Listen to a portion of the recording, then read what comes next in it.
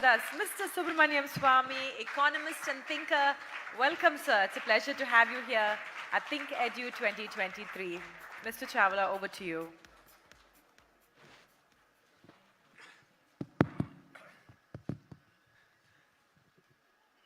This is the only session I am moderating, and I'm afraid of moderating it because the person sitting next to me, I don't know, because he himself is a VishwaGuru or Vishwashastri or whatever.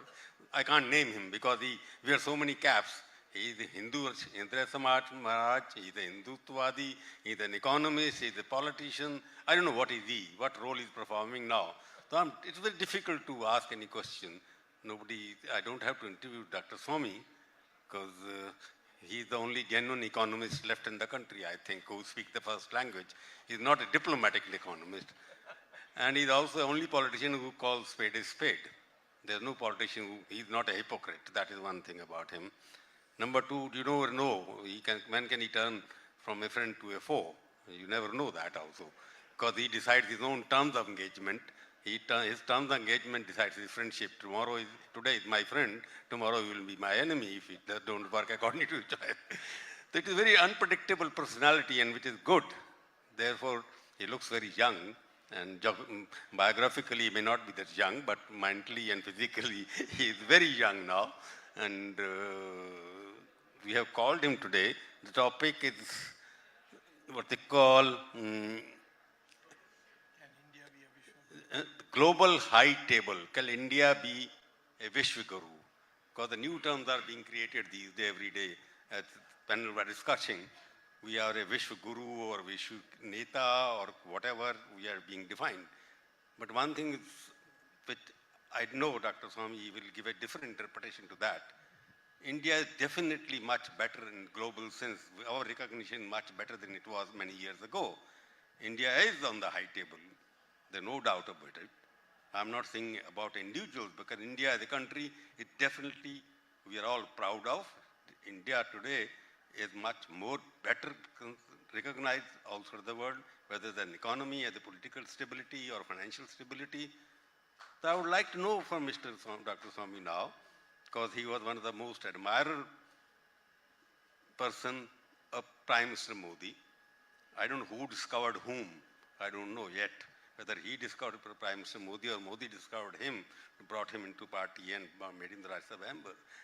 So are we part of the global high table where we can dictate terms now? When Russia is fighting America, China is fighting America, everybody fight, because he knows Americans very well, he knows Chinese very well, he knows India much more than all of them together. So he's the master of all. I won't call the jack of anything, but he's the master of all and jack of none.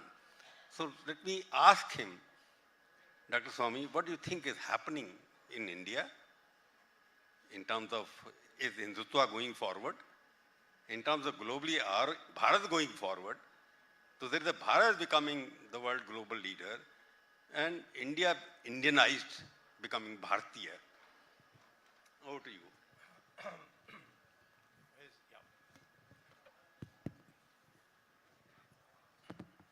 Thank you, Prabhu. I'm Swami and you're Prabhu, not bad.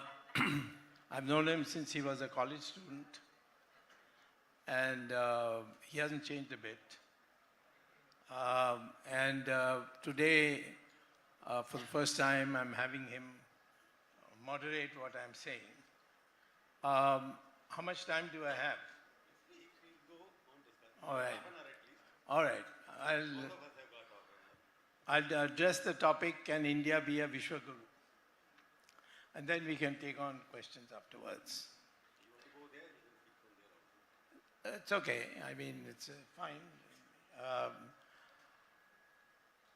First of all, the definition of VishwaGuru. It is a mindset. It's not an individual. Guru is usually an individual.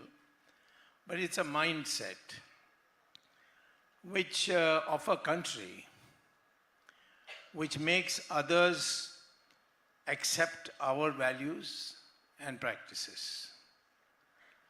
We may say Vasudeva Kutumbakam, but the fact is that we would like to see that those areas and those dimensions which we hold dear from our cultural past, our civilization, so on, are accepted abroad. And that India is recognized as a country which can contribute to a better world. So that is the concept of VishwaGuru. And I would say that we were a VishwaGuru from time immemorial. I can't say how far back I can go. Even Ramayana is at least 9,000 years ago.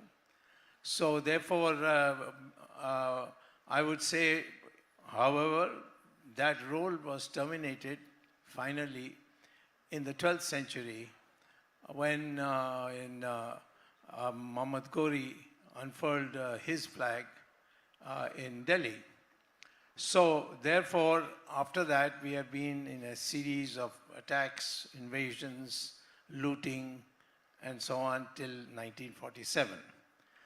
Now, after 1947, we did not pick up this concept of VishwaGuru, that India has many things to contribute, and again, it must try to establish its position in the world.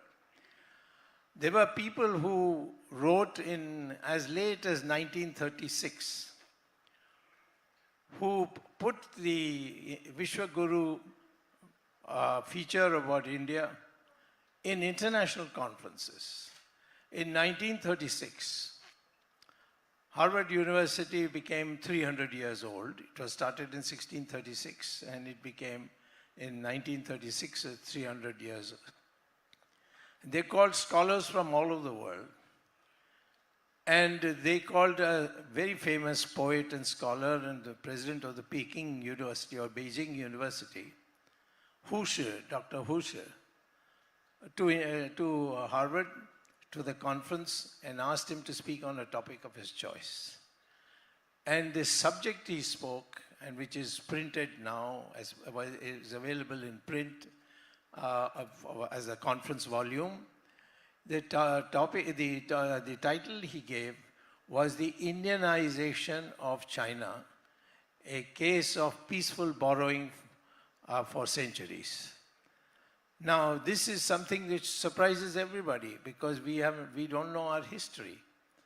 And the history that we got taught in schools were designed by the British on Macaulay's principles. And so we have no idea what influence we wielded all over the world.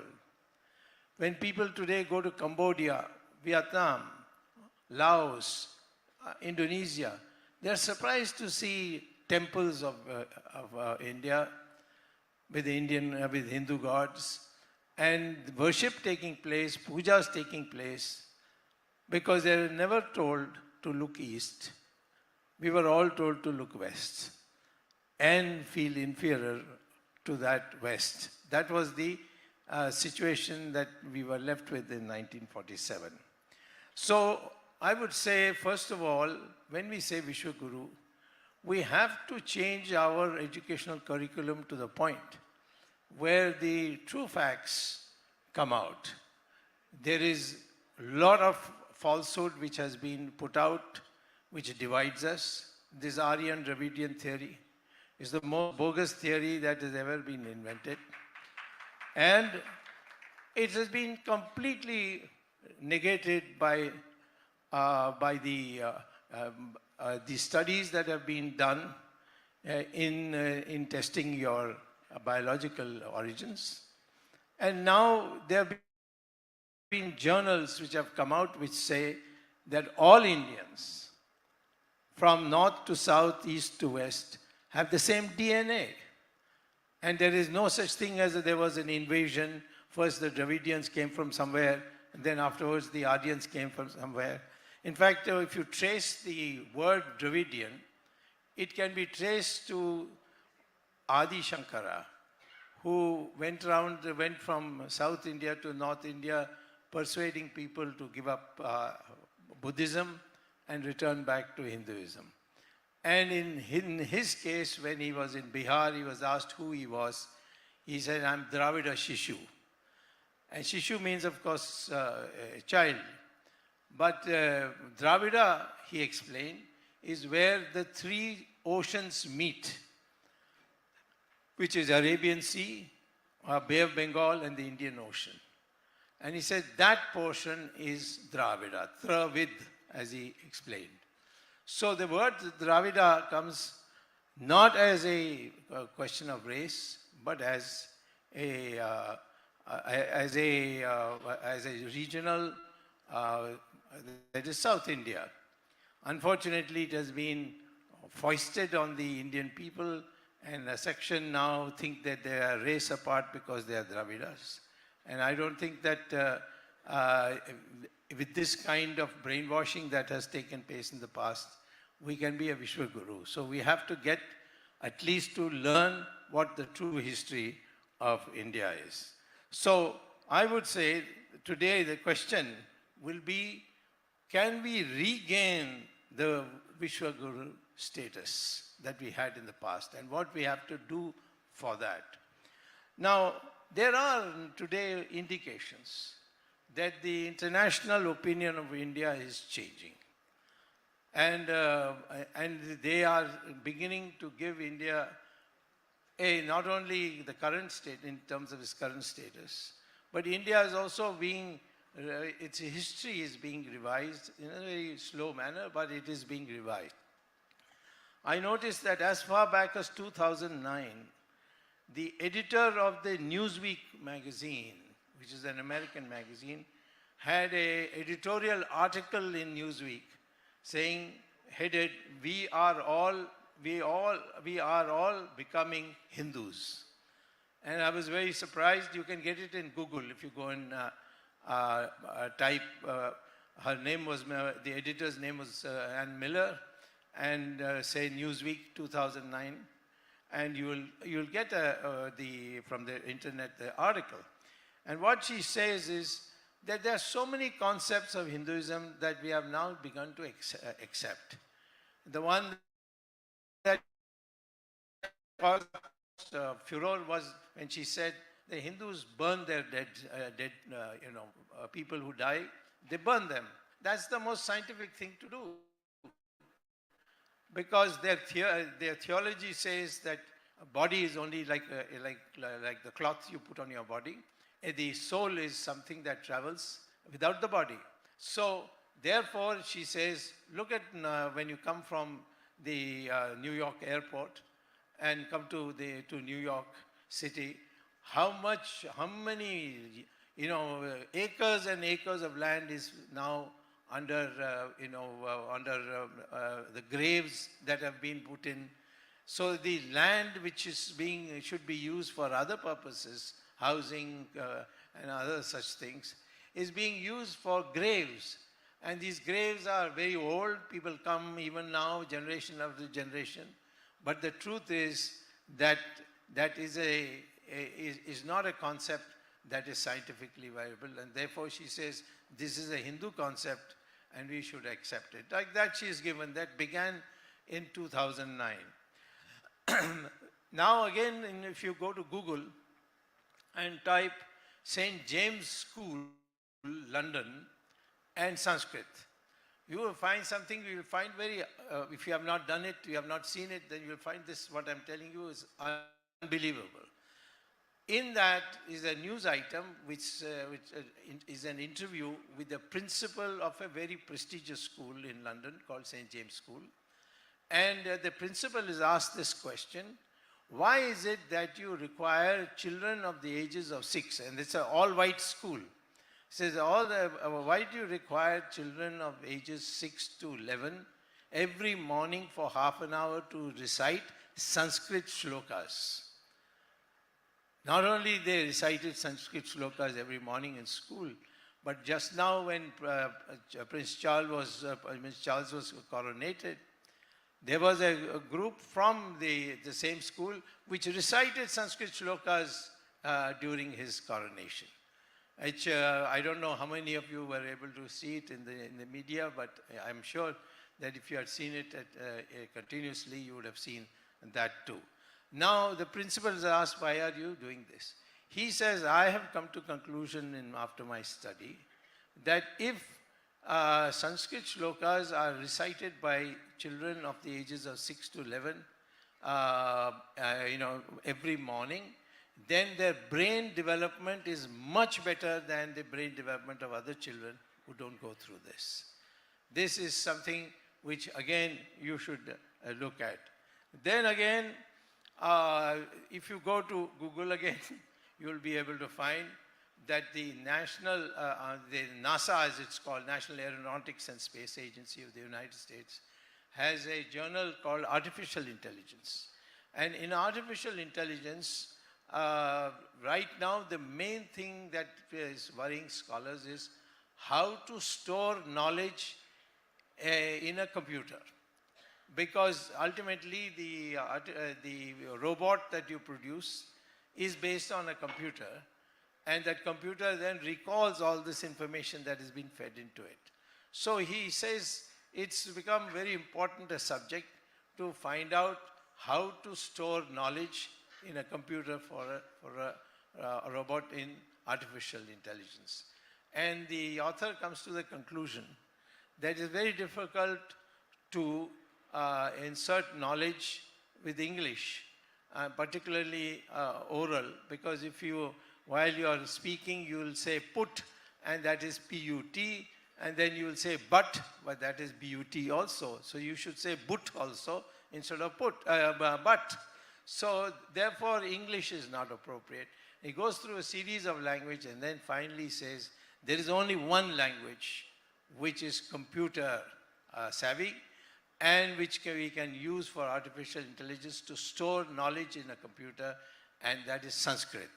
And therefore they have begun this teaching of Sanskrit in NASA in the United States.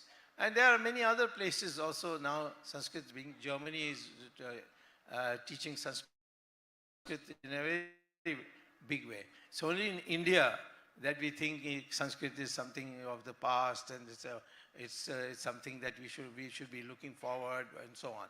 But Sanskrit words are there in every language of India. And even in Tamil, about 40% of the words are in Sanskrit. I once had a discussion with Mr. Karunanidhi, whom I knew quite well, and he was very much a supporter of the ancient Tamil that is there, which is, he said, superior to Sanskrit. Then I said, why are there so many Sanskrit words in Tamil? And he said, no, there are none. So I said, let me give you a name. First of all, your name, Karunanidhi itself is Sanskrit, Karuna and Nidhi. Now, he didn't know that, so I made him wise to that. Then I told him that you call the election symbol as Chinnam. The Sanskrit word for symbol is Chin. From Chin, it becomes Chinnam. Then his symbol is described as Udayan Suryan. That means, rising sun. Now, Uday is Sanskrit, Surya is Sanskrit, and Tamil has borrowed it. There are 40% of the words in Sanskrit. If you go through a dictionary and start tabulating, you'll find 40% of the words are Sanskrit. So the people here who oppose Sanskrit, they really don't know their heritage. So it doesn't matter. Some people prefer to have names like Stalin, which is not an Indian name but a Russian name. Now, so I would say that the question is, artificial intelligence itself shows this. Then we have acceptance of number of practices of Hinduism, which has been accepted in the West and is widely used. Yoga, for example. You can go to any town in America, you will find a yoga center. And they don't hide it, the fact that it's come from India. They teach pranayam. A lot of people now today in the medical schools are taught the concept of karma and how it affects results for you. And Ayurveda is also another thing which is gaining strength. So I would say the indications are today that India has become, if not very strongly, but at least it's been recognized that it is a country which can be a leader for us in a field. I would say, therefore, that what is it that we in India should do to become a VishwaGuru? I mean, not giving speeches, and I'm not, I'm not concerned about the Prime Minister talking about VishwaGuru, because he's neither Vishwa nor Guru. So therefore, I'm not in that situation where I have to praise him. I know him very well. We go on issues, we fight on issues, and I was a Democratic Party, and people keep asking me, like this gentleman here, why you haven't been expelled from BJP yet? So I tell him this is a Democratic Party, and you're not used to Democratic parties, I think. So therefore, in issues there can be differences. And I would say there's a very strong difference with me and Mr. Modi on the question of the economy. Indian economy can grow at 10% per year for at least 15 years, and that's enough to make it a developed country. We have, during Narasimha Rao's period, achieved up to 8%. And after that, 7%, 6% has been very common. And therefore, I think if you want to be a VishwaGuru, then you have to demonstrate a country which was totally destructed by imperialism and Islamic invasions can become a developed country in a short period without regimenting the society, with democracy, with differences, with the disagreements. So therefore, I would say the first thing we have to do is grow at 10% per year. There are consequences for that. How much investment would be required? How would you get the... Then most of all, I must tell you that every country which has grown very fast, like the Western countries, they have not grown because they put in a lot of investment. Investment is a small part of economic growth. What is the main part is what we call as innovations, new methods of doing things. Locomotive in the 19th century for Britain, and then thereafter wireless, thereafter steel furnaces, so thereafter aeroplanes, computers, and now we are now reaching this cyber situation. So these innovations are the ones that will make the difference. For a country like India, to be fighting about water between, say, Tamil Nadu and Karnataka is really silly. There's plenty of water. You can desalinate the sea water and give enough water to both Tamil Nadu and Karnataka by that process. The Israelis are doing that when they have no rivers. All these Arabian countries clandestinely accept Israeli technology for desalination of seawater. So these scientific achievements are some things that you must start developing, encouraging, rewarding. You know, people shouldn't go to America to get a good job as a scientist. This whole software in computers, in cyber warfare, everything in the software, Indians were the earliest leaders in it, and then of course the rest of the world took it. We need also a very strong army. We are the largest population in the world. We have just 2 weeks ago overtaken China. At least in one thing we have overtaken China, our population. Such a large population, about 1.4 billion people, I think we should have a very, very strong military, and if necessary, make the right kind of alliances. We have been invaded by China. China has crossed over the LAC, which is a mutually agreed line in 1996, that before we will start talking about our differences and the land that is in each other's possession. But for the time being, we shall maintain peace by drawing an artificial line called the LAC, the line of actual control. But China has crossed that, violating an agreement, and have occupied as now slowly it's coming out, occupied a vast amount of land in Ladakh, a big portion of land in Arunachal, and we have to respond to it if you want to be a VishwaGuru.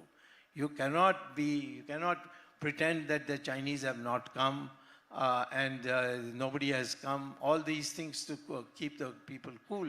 You have to tell the people this has happened, and we may take 1 year, 2 years, 10 years, but we must eject the Chinese by military means, and that is the only way we can emerge as a VishwaGuru. So this is the second thing. Finally, I'd like to say that the most important thing ultimately, as you can see, is the intelligence. But what do you mean by intelligence? It's not cognitive intelligence only. Cognitive intelligence is what you learn in schools, colleges, and so on. And it gives you a skill, but that is the only one part of it. Our ancient gurus and sadhus, sannyasis, saints, they all devised 6 different types of intelligence. One is called emotional intelligence, the art of arguing, the art of putting across a point of view without annoying the other side, or the art of putting your words in such a way that the man is provoked to think in a new way. So this emotional intelligence, the first one is cognitive intelligence, what you learn in your school, college. The second thing is emotional intelligence. The third thing is social intelligence. For example, if you build a factory and it blows smoke into the air, and then all the people get affected by it, and they suffer diseases and so on, that is something which is very dangerous. So you must have an intelligence that when you are permitting the society to industrialize or make progress in the economy, you must ensure that it does not adversely affect the environment and the people and so on and so forth. So this social intelligence is very important. Social intelligence also is very important in the sense that if you can combine two activities together, then you may get a multiplier effect. For example, if I grow a fruit orchard, grow fruits and the flowers bloom, the bees come and they take the honey. And if you can create a neighbor or a neighboring plot where these bees can come and build a beehive, then you will get honey also, and you will get also the agriculture to be promoted by the activities of the bee.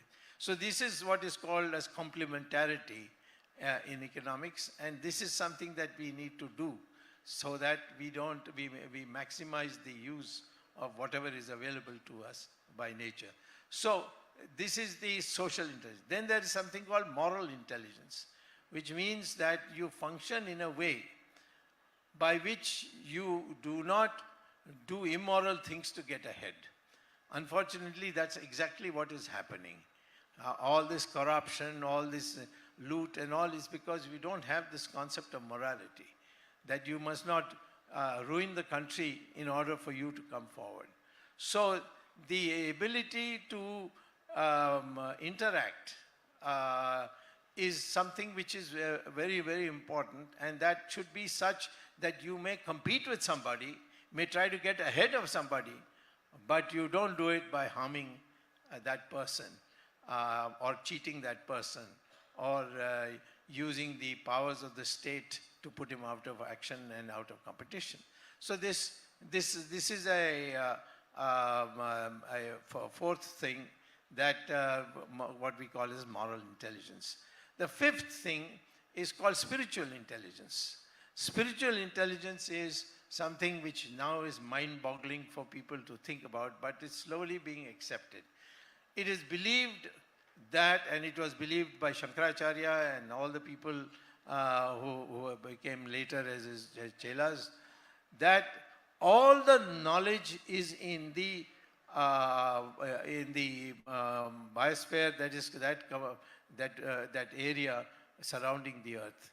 And if you are able to train your mind, and that is why these shlokas are so important, so that your brain, has a wireless communication with the cosmos.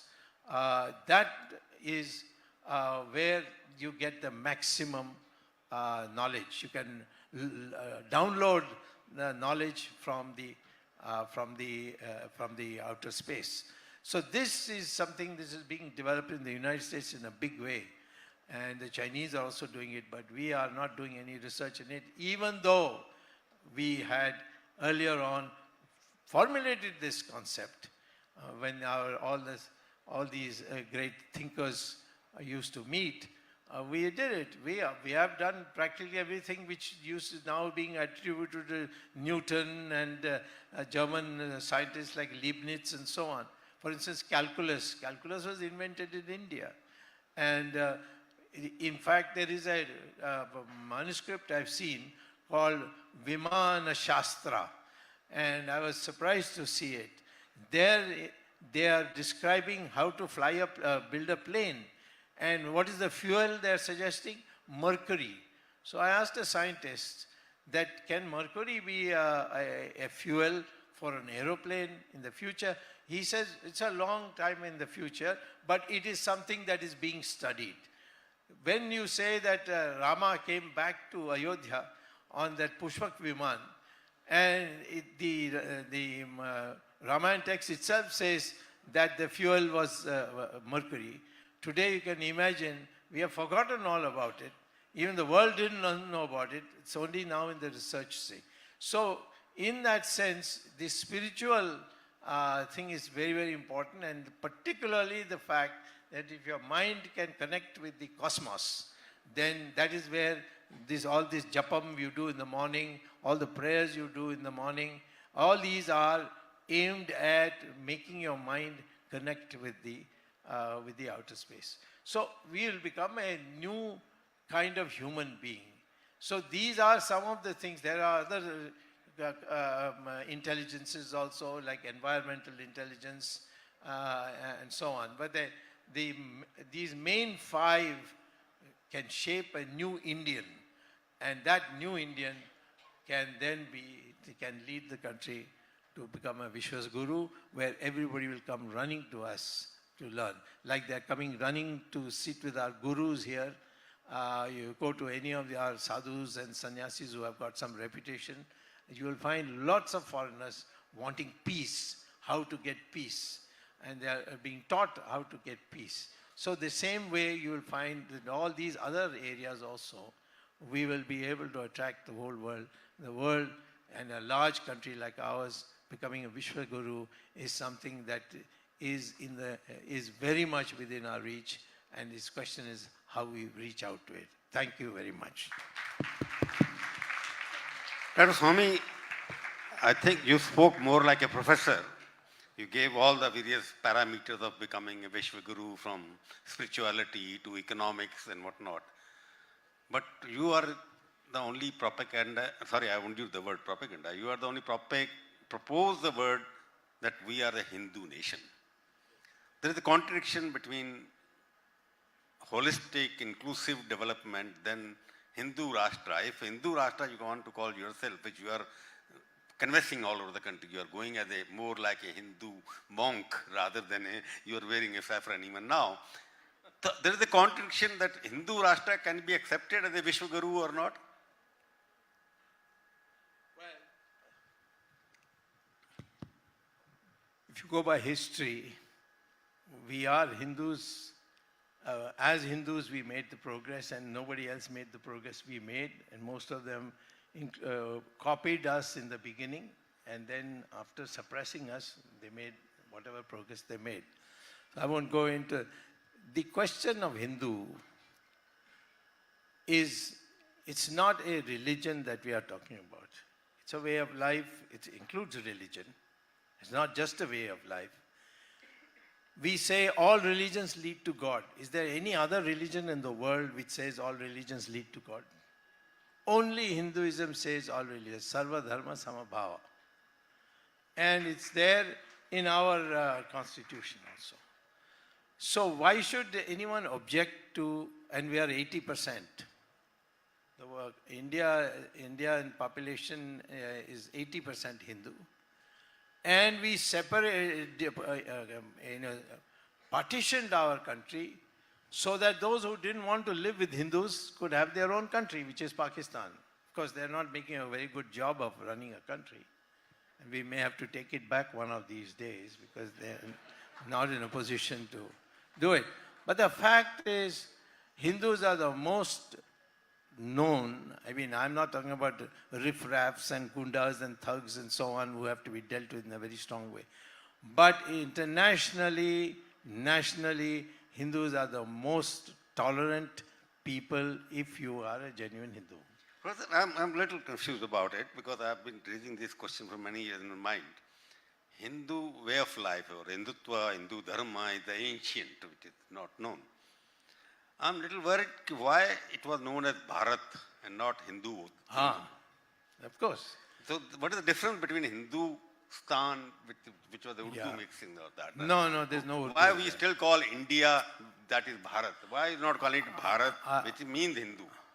I'll give you a shloka from Rig Veda, which says that he from Himalaya and Hindu from Hindu Sagar, what lies between is what is called as Hindustan.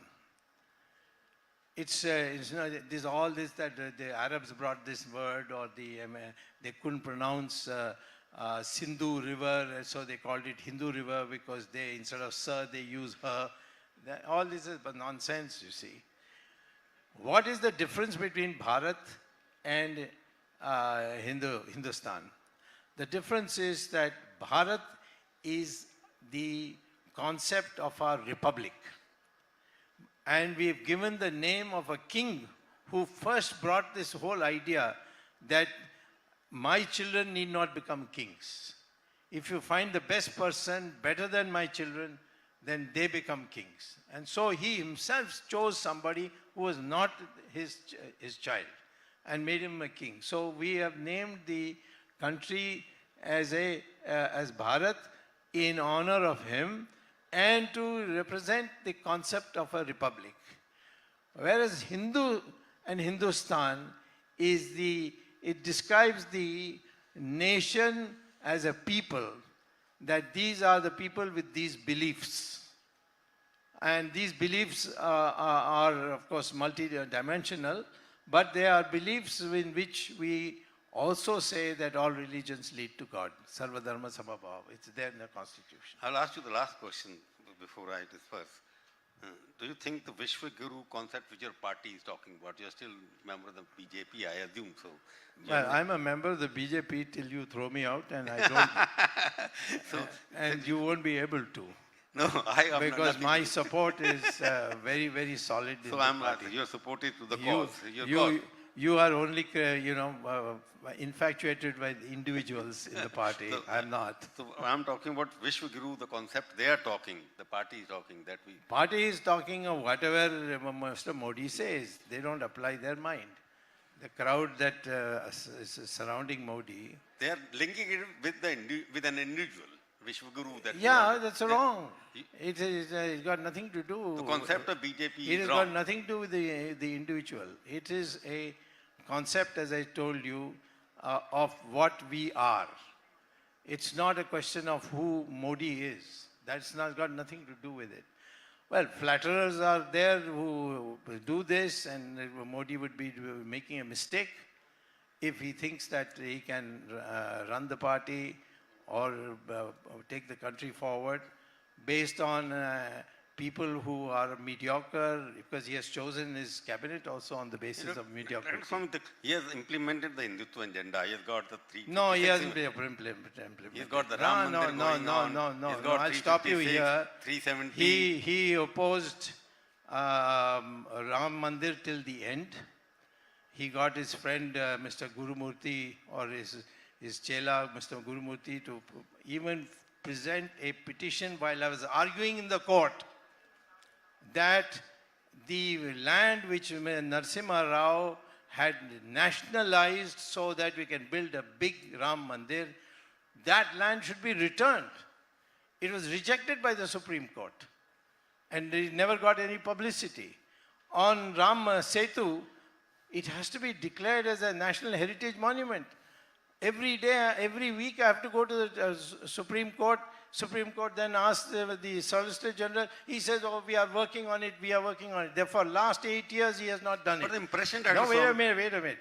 All the temples of Uttarakhand were nationalized by the Uttarakhand BJP government on the direction of Mr. Modi.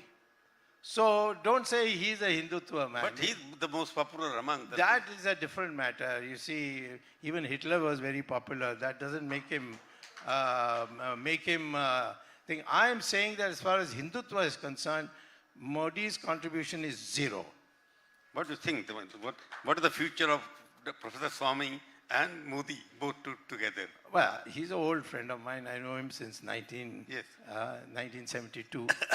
When he was in the Vidyarthi Parishad. You were also in the Vidyarthi Parishad. We were together, both of us. Yeah, that's why we quarreled.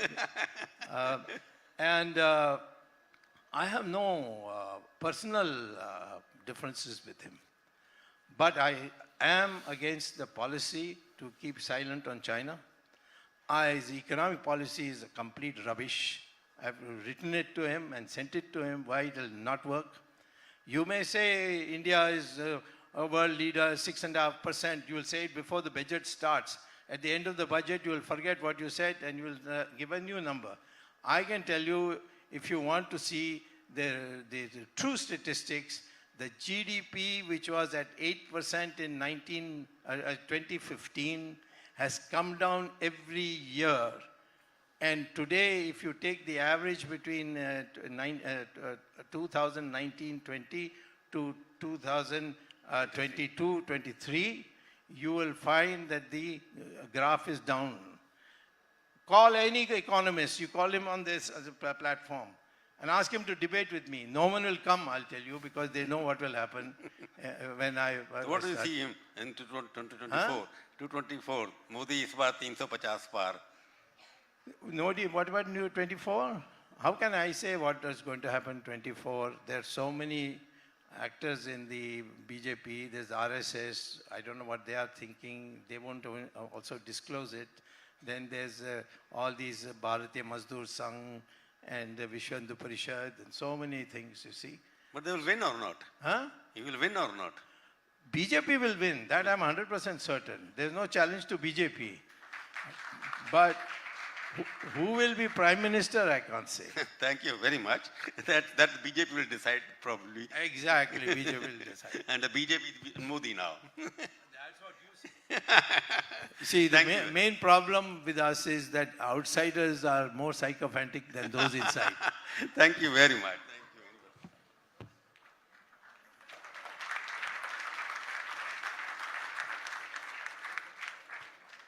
Thank you so much, sir. We request Mr. Chawla to please do the honors and present Mr. Swamy with a memento.